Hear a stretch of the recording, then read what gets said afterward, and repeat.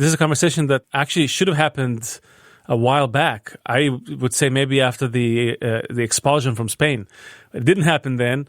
And then we went through the Holocaust, and it also didn't happen after the Holocaust because we got like a little breather, and Israel was established. Any view that people disagree with, they blame its invention on the Jews. And by the way, they're right. Jews have done all of this. I just look at Twitter.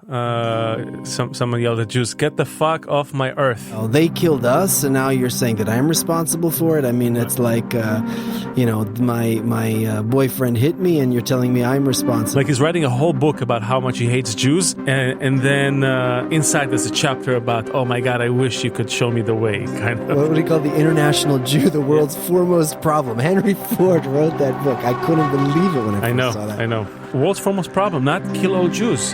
There's a problem, but we need you. Like you need to do something. You're not doing something. That's what I'm getting. Alain, what is a Jew? What does it mean to be Jewish? Tell me. The Jew saw them all, beat them all, and is now what he always was. All things are mortal but the Jew. All other forces pass, but he remains. What is the secret of his immortality? Okay, listen, enough of that shit. This is a podcast, and we're not going to try to find, we're going to find the solution to anti-Semitism, okay? We're going to stop that right here, right now, from this stinking basement. When we get to the bottom of this, we're going to read from this mystery book, which you're not going to find out about until the end of the series, and we're going to really entertain every perspective. We're not going to say, oh, you can't say this, you can't say that. No, we're going to say everything. Because if we're not going to be able to talk about it, we're not going to be able to solve it. We're going to really grab you in the kishke, and we're going to squeeze until we get something, right? Either a bowel movement or a freaking solution. We want to know what happened 3,500 years ago in Babylon that started this whole mishugas, and we want to finish it here in 2020. That's it. Welcome to the Jew Function, the only podcast that is brave enough or stupid enough, I don't know, you decide, to have the kind of conversation that we should be having, but we're not. Why is there Jew hatred? Why are so many people still, after all these years, hating the Jews? And we are, as we said, we're reading from a mystery book, which we're not going to reveal until the end of it, so stick with us.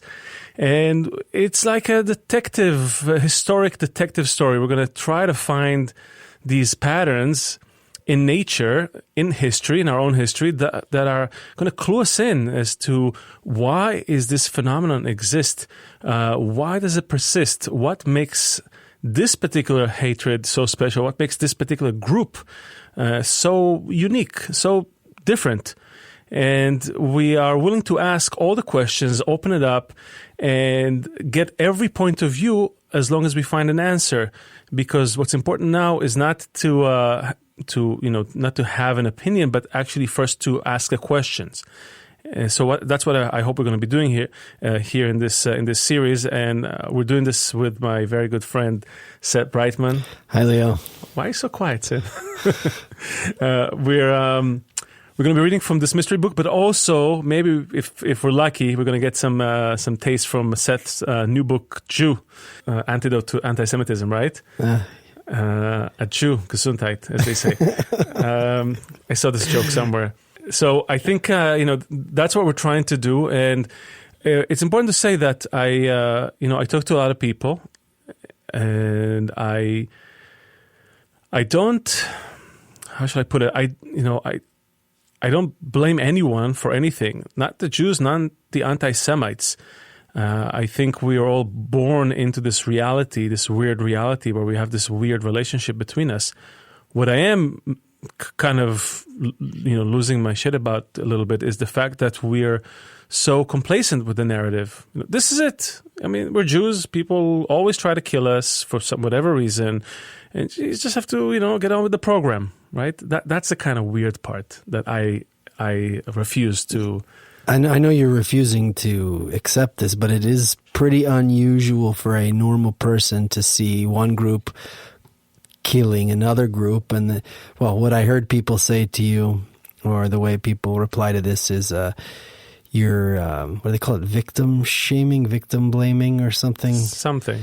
It's thing. It's an expression. Yeah. Well, they killed us, and now you're saying that I'm responsible for it. I mean, Right. it's like, my boyfriend hit me, and you're telling me I'm responsible. Or in the rape culture, Right. I brought it on myself because of how I dress. So I understand what you're saying, but it is a hard thing. It's a different thing to try and entertain. It's very different than just saying, okay, well, they killed, so they're the bad guy. And I don't think you're justifying the bad guy, but I'm not justifying anyone. What are you saying then? I'm just saying that I want to break the cycle. I think we made that clear Okay. Last week. Which cycle? The cycle where I just look at Twitter. Someone yelled at Jews, "Get the fuck off my earth!" So that's a very specific directive. I want to break that cycle, and I believe with all my heart that everything we have been doing so far, is not working. I'm not deriding the efforts. Passing laws, fighting Holocaust deniers, holding marches, standing together with, against hate crimes, education. Jews don't all have big noses. Whatever it is, it's all part of it. But none of those things gets to the root of the issue. And I'll tell you more than that. In the Jew Function, one of the things we try to do is to look at also modern science, look at network science, big data. And what is becoming super clear is that we live in a network, in a system. And in a system, nothing works on its own. Nothing has kind of its own volition. Oh, I'm just going to be an asshole to this thing or to that. Rather, it's all forces, intricate forces. I think, I don't want to get too much into this, but maybe down the line we'll talk more about kind of what even science is telling us about our free choice and what motivates us and how we do things. So it's not so simple as this guy doesn't like me and I'm asking you to please stop not liking me. There's much more at work here, is what I'm saying. I can't believe that under the guise of anti-Semitism, we're uncovering all of the laws of perception of reality and the true nature of reality in and of itself. Let's hope we get there. Let's hope we get this. That's what it sounds like you're saying. No, listen, for sure. It sounds like what you're saying is that there's a lot more to this than just one guy hating another guy for some reason. Seth, I think so. I think we have to keep an open mind and prepare to do some kvetching. It's going to be sweaty, but we're going to go through. We're going to get through this together, like we've done everything so far. What I want to do is really, without further ado, start on the book. Let's read. We're going to read chapter 1 from mystery book. What's the title here? Hold on. Why is there? Who are the Jews, and why is there Jew hatred? Seth, would you do the honors, please? No smoke without a fire. Ever since they first appeared, the Hebrews, who were subsequently referred to as the Israelites, and finally as Jews, have been singled out, for the most part for condemnation. In the wake of the massacre at the Tree of Life Synagogue in Pittsburgh on October 27, 2018, the editorial board at the Wall Street Journal dedicated an article to the oldest hatred, namely anti-Semitism. The article stated that the murders were an awful reminder that there are human hatreds far more virulent and ancient than those that animate our current political divisions. This irrational hatred, asserted the writer, is one of humanity's oldest and manifests itself in murder almost daily in the Middle East. Jews are killed simply because they were Jews, as they have been throughout history. This is why millions have sought refuge in a Jewish state, Israel, and also in the religious protections embedded in the Constitution of the United States." End quote. Jew hatred is irrational. There are as many reasons for hating Jews as there are people. This is good, right? Irrational. I think this is a key moment to acknowledge that this is an irrational hatred. it's almost counterintuitive that so many people would harbor such feelings of animosity to the one group that's really without kind of patting ourselves on the shoulder, gave so much to humanity. Right? There's more Nobel Prize winners per capita among the Jewish people. I know Jews like to cite that there are more museums per capita in Israel. There are more cherry tomatoes per child in the Nobel Prizes, everything. Yeah, well, it's a weird thing that we point out in my book. The same concept. You have Jews called the chosen people. You have Jews called the inferior race. You have Jews. They say the Jews created communism. They say Jews created capitalism. It's like they killed Christ, invented Christianity. Yeah. They're revolutionary. It doesn't matter what's the problem. For sure, these guys somehow created it. It's like somehow they fit into every. That's that shape that'll just seal each hatred just right. Well, it's good. There's something for everyone here, right? There's many reasons for hating Jews, as there are people. So if you don't hate Jews, then maybe you can find something inside of you that will motivate you. Let's read on. There are as many reasons for hating Jews as there are people. Everything that upsets, offends, hurts, or otherwise displeases people, they often attribute to the Jews. Jews have suffered from blood libels, such as baking the matzahs, the Passover bread, with the blood of Christian children. They have been accused of poisoning wells, dominating the slave trade from Africa to America, and disloyalty to the countries where they live. More recently, they have been accused of manipulating the media to serve their needs. Modernity has also created a new kind of blood libel, accusing Jews of organ harvesting and of spreading AIDS. Moreover, Jews are often accused of conflicting crimes. Communists accuse them of creating capitalism. Capitalists accuse them of inventing communism. Christians accuse Jews of killing Jesus. And the French philosopher François Voltaire accused them of inventing and spreading Christianity. In short, any view that people disagree with, they blame its invention on the Jews. And by the way, they're right. Jews have done all of those things. And as if all of this is not enough, the Jews have also been labeled as warmongers and as cowards, racists and cosmopolitans, spineless and unbending, and so on and so forth ad infinitum. Yet the fact that anti-Semitism is irrational does not mean that it is without reason, a root that causes it. In fact, thinking that there is no reason for anti-Semitism is just as irrational as anti-Semitism itself.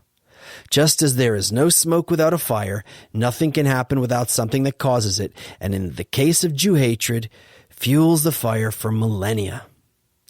Therefore, since there is clearly a cause, we should find it, treat it if we can, and cure it before the flames burst once again and land another blow on our people. To find the reason for anti-Semitism and its cure, we should look into the past, to the onset of our nation and the subsequent hatred thereof.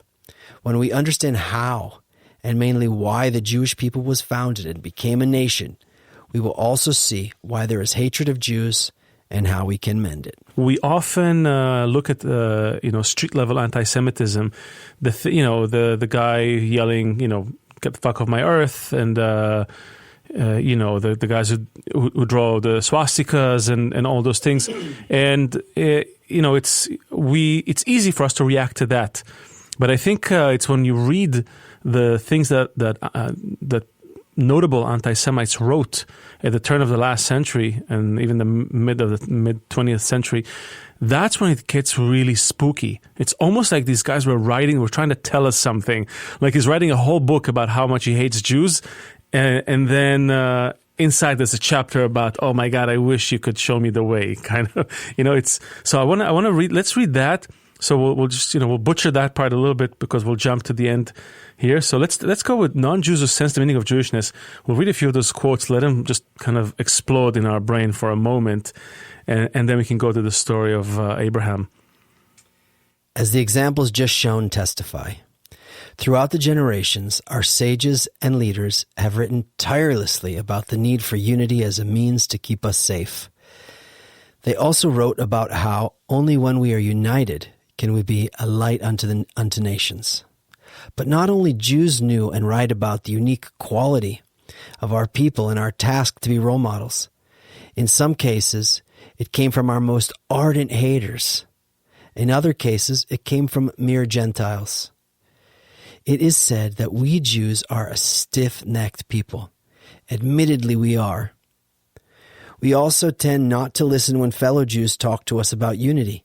But perhaps if we hear about it from the very ones who are meant to be our enemies, our ears and hearts will open up to the calling. Yeah, this is to all of you out there who don't want to listen to anyone who think you have all the answers. Right? My uncle knows who he is, and runs in your family. Yeah, all the friends of family. Probably the most infamous anti-Semite in American history was industrialist and carmaker Henry Ford. In his infamous composition, I couldn't believe it when I first saw that Henry Ford wrote a book called, what would he call The International Jew, the world's foremost problem. Henry Ford wrote that book. I couldn't believe it when I first saw that. I know. It was like, how did I miss, how did all of, okay, anyway. Well, yeah, In his infamous composition, in Henry Ford's infamous composition, The International Jew, the world's foremost problem, Ford interlaced some very curious statements that do not sound as though they came from the mind of a Jew-hater. Quote, "The whole prophetic purpose, with reference to the people of Israel, seems to have been the moral enlightenment of the world through its agency," he wrote in one place. Ford writes several other statements in a similar spirit about the expectation of the world from the Jews to be agents of a positive change. But the answer as to what positive change he has in mind is found almost at the very beginning of the book. Quote, "Modern reformers who are constructing model social systems on paper would do well to look into the social system under which the early Jews were organized." Boom, I'm still stuck on the first one, which I somehow missed, although it's highlighted in the book. The whole prophetic purpose with reference to the people of Israel seems to have been the moral enlightenment of the world through its agency. And he goes into very practical things in his book about what is the problem with the Jews, how they are like rats and how they do this and how they bring everything down. But he says things like this. But he says this exactly, that the social systems under which the early Jews were organized, everyone should take example from that. So that's good. We'll go to those early systems very soon. So let's continue. But yeah, not only Ford had a conscious demand from Jews, other anti-Semites were also keenly aware of what it was they wanted to see from the Jews. I know you love this guy. Yeah, I love it. Ukraine-born Vasily Shulgin was a senior member of the Duma, the Russian parliament, before the 1917 Bolshevik Revolution. Openly and proudly, he proclaimed himself an anti-Semite and often reiterated that statement in his book. Yeah, he writes a book. And often reiterated that statement. He writes a book, right? It says what we don't like about them. That's very, very straightforward. He didn't beat about the bush. Yeah, and what he analyzes over many essays his perception of the Jews and what he thinks they're doing wrong. Shulgin complains that, quote, "Jews in the 20th century have become very smart, effective, and vigorous at exploiting other people's ideas. However," he protests, "this is not an occupation for teachers and prophets." So he's not happy with that. Not the role of guides of the blind, not the role of carriers of the lame. If this apparent contrast between hating Jews and seeing them as a people obliged to guide the blind, namely the rest of humanity, Shulgin's frequent repetition of this demand proves it's not a slip of the pen, but his genuine view. In another essay, Shulgin becomes almost poetic. This is a huge anti-Semite we're talking about here, right? Yeah, huge anti-Semite. Again, the book is titled "What We Don't Like About Them," Shulgin becomes almost poetic as he describes where the Jews can lead humanity if they only rise to the challenge. Let them rise to the height to which they apparently climbed in antiquity, and immediately all nations will rush to their feet. They will not rush by virtue of compulsion, but by free will, joyful in spirit, grateful and loving, including the Russians. We ourselves will request, give us Jewish rule, wise, benevolent, leading us to the good. And every day we will offer the prayers for them, for the Jews. Bless our guides and our teachers who lead us to the recognition of your goodness. I read this quote. I had chills. I never, no one has ever said anything so nice to me. Certainly not any Jewish person. And to hear this, I mean, for me, this was kind of like a turning point, to hear, and we'll hear more of these guys, but it's like, what are they trying to say? They want us to rise to that height. They want us to lead them. They will join us by free will, joyful. They will ask for our rule, wise, benevolent. Clearly, they want something, and we're not doing it. That's what I'm getting here. So far, I'm seeing a distinction between what you called earlier, like street anti-Semitism, and these really thoughtful, accomplished anti-Semites. Those nice anti-Semites. Yeah, the ones you want to have at your party. Not the one that you could exchange anti-Semitism for anything that's I'm having a bad mood, and my landlord's Jewish and so I'm mad at him. I'm talking like these people really thought through the problem and no, and I want to say again, like I said, at this point maybe someone is already kvetching, and that's okay. I'm not saying these guys were necessarily great guys. They may have been terrible people in all other respects. What I am curious about are those statements, which they were under no obligation to put in their books. They had no. It's not like they needed the approval of some Jewish council somewhere. They didn't need the Jewish vote. He wrote a book that says what we don't like about them, and then he puts that in the book. Or Henry Ford writes, the international Jew, the world's foremost problem. Right. So, and again, world's foremost problem, not kill all Jews. There's a problem, but we need you. You need to do something. You're not doing something. That's what I'm getting from this. The French publisher, author, journalist, and filmmaker Alain Soral is such a rabid anti-Semite. He has been tried and convicted of anti-Semitic slurs numerous times, but the fines he is repeatedly sentenced to pay have no effect on his tirades. In an interview he gave on October 17th, 2014, right before he entered yet another court hearing, the interviewer asked him, "What is a Jew? What does it mean to be Jewish?" Soral replied, Alain, what is a Jew? What does it mean to be Jewish? Tell me. Soral replied that the Jews are... I wish I could do a French accent. I can't. Soral replied that the Jews are a people of priests, an elite, pioneers in moral and ethics. However, he added, there's a deviation. There is a deviation that has become the majority. The Jews consider themselves a separate people, a state within a state. Finally, Soral speaks of the Jewish community. I'm just showing the danger of the deviation of the community, and he warns, in the end, the wheel will turn against those who manipulate. Yikes. And then Rockwell? Another contemporary example is the neo-Nazi George Lincoln Rockwell. In his book White Power, an appalling composition, Rockwell nonetheless makes some very interesting observations regarding the Jews, and not necessarily negative ones. When he writes about unity among the Jews, he states, "In fact, the group loyalty of these Jews is perhaps the most fantastic in the history of the world.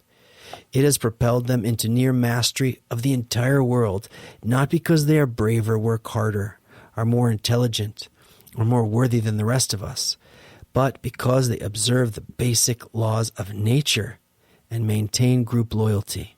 While all the rest of us have fallen for their rotten one world, we are all brothers garbage, which disintegrates our society. The Jews maintain their society with a group loyalty such as history has never before seen. And thus they go from one triumph to another." End quote. That's the thing. That's one of the things that also got me very much, this particular thing, because it seems as if, on the one hand, we have something undeniable that binds us. I think everybody feels it, whether we're marching in solidarity or not. We all feel this inner brotherhood. On the other hand, we fail to really live up to it. And yet, on another hand, we go out and we preach it, and you find Jewish people heading all the liberal parties and brotherly love and all that. So in a way, it seems like that's the thing that riles everybody up. Like, we go out and we preach it, but in reality, we suck at it towards one another. We fail to deliver that thing which we have, but we're not exercising daily towards one another. Hypothesis? For some reason, when you started saying that, I was thinking of people like Bernie Sanders. I was actually thinking of Jews who are kind of against Jews. It's like they even feel ashamed. It's almost as if, like, Jews feel, it's not spoken. I don't think that it's even conscious, but they are almost like ashamed that the Jews are not doing this. Like, it's like, take the attention off of us. There's nothing special, nothing to see here. Well, can you blame them? They don't feel it. Again, if you don't feel it, why would you even stand up for it? So who does feel it? Because they're saying that the Jews have this, but which Jew? Well, I don't know. The guy at the kosher butcher store? Well, we got to find that. We got to find those Jews somewhere. They exist, or we got to make them. But there's this thing that these guys are talking about, right? And there's something that the Bible talks about. There's some things that people, all these powerful Jews, like, there's something, but how can you put your finger on it? I don't know. It's a mystery wrapped in duck bacon. Let's. Is duck bacon kosher? Yeah, of course. Other non-Jews. Oh no, I'm sorry. If you could use, the author continues. If we could use this enviable trait to the benefit of all humanity, we would demonstrate it in a way that everyone could emulate instead of falling for the garbage, in quotation marks, that Rockwell writes about. There would be no anti-Semitism to speak of. There would simply be no reason for anyone to hate Jews, since people would know how to unite.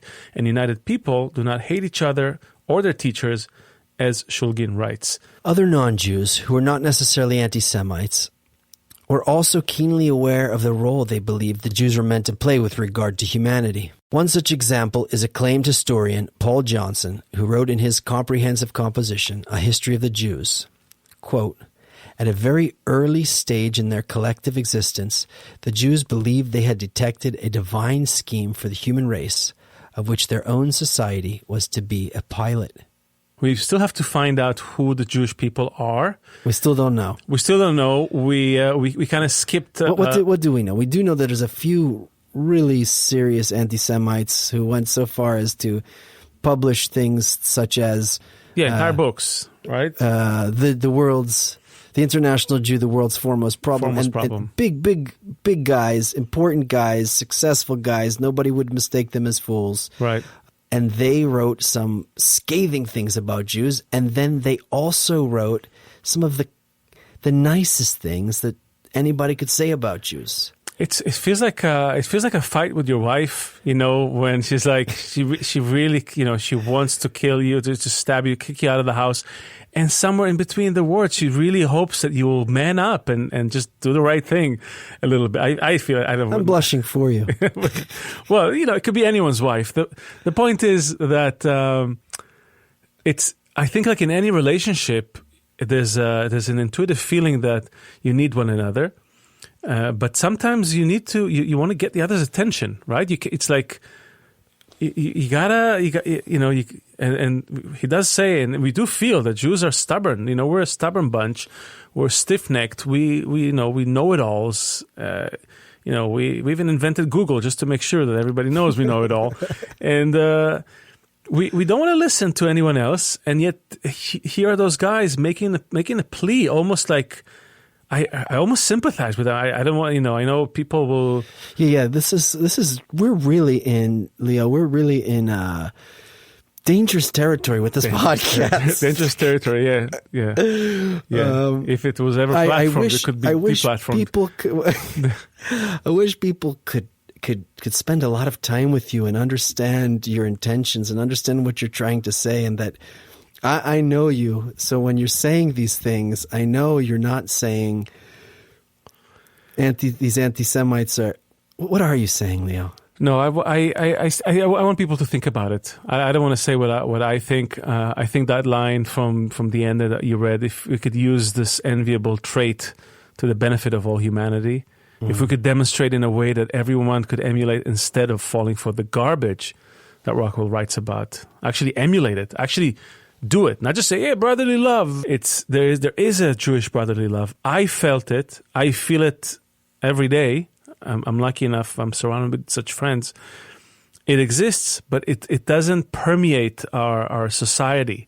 And then it doesn't radiate outside, is what I'm hearing also from here. There would be no anti-Semitism to speak of. There would simply be no reason for anyone to hate Jews, since people would know how to unite, and united people do not hate each other or their teachers. And again, I know we threw that word unity, and we didn't even cover Abraham, but we will get to it. We will get to it in our next episode. Why Yehudi from the word Yichud, unity. We'll get to that. Where did it come from? Who are those people? Who are Jews? Are you a Jew? Am I a Jew? Is everyone Jewish? We'll get into that next week. You need to beyond religion, beyond sex. Yeah, go beyond all those things. Remove the emotions. Take away the emotions, and just look at those. Look at those gems, I don't know, from history and from these, from everything people write, and try to discern for yourself. We'll find out. This is the Jew Function, the only podcast that is willing to talk about this. I want people to ask the questions, and I want people to be ready to hear all the sides, all the voices that have weighed in on this problem for 2,000 years. This is a conversation that actually should have happened a while back. I would say maybe after the expulsion from Spain. It didn't happen then, and then we went through the Holocaust, and it also didn't happen after the Holocaust because we got like a little breather, and Israel was established, and then Jews came to America. Everything was great. I'm saying that nothing is great. It's not working. Whatever we've been doing has not solved this issue, has not alleviated the problem. The world is not actually moving in a better direction. I think this is all part of the same thing. And I think we need to ask those questions and be ready to face what comes out. I don't know what the final answer is, but I know we have to ask those questions. We have to have this conversation. How did you feel about it?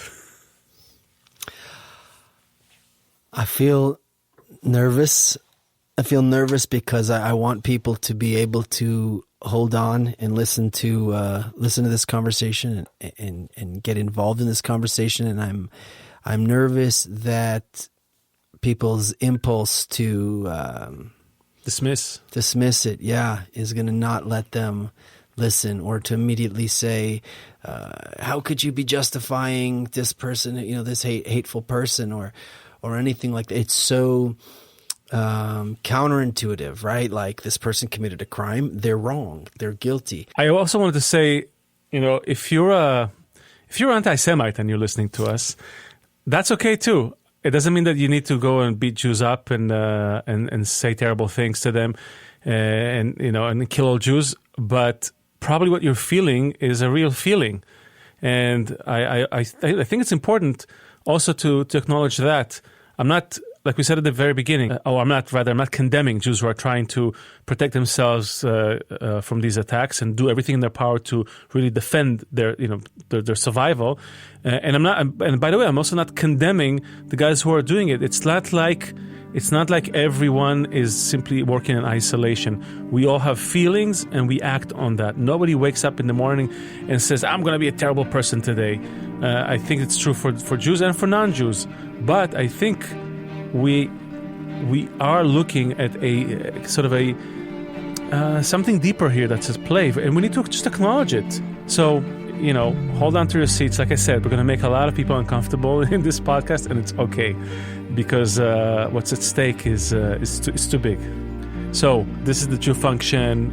You can follow us on Twitter and Facebook at the Jew Function, You can go to thejewfunction.com for a comprehensive experience detailing our explanation about the root of anti-Semitism and the solution to it according to network science and big data, and our YouTube channel, also The Jew Function, with lots of other playlists and also some hard-hitting conversations, specifically with Jews and anti-Semites around, again, the origin of this phenomenon and how to solve it. We want answers, and I think we're asking the right questions, so we'll see. From the basement somewhere in Brooklyn. Shalom.